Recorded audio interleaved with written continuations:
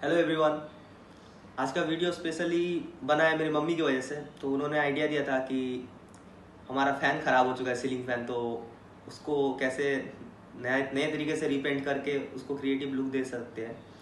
तो वीडियो में यही दिखाया गया है। और लॉकडाउन के टाइम पे आप भी बोर हो रहे हो, आप भी कुछ करो, क्रिएटिव कुछ करो और वीडियो को आखिरी तक का देखो।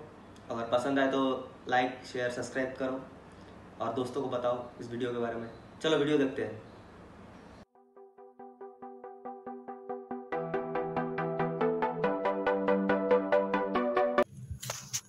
ऐसा ज़रूरी नहीं कि मैं जो कलर यूज़ किया हूँ आप वही कलर यूज़ कीजिए।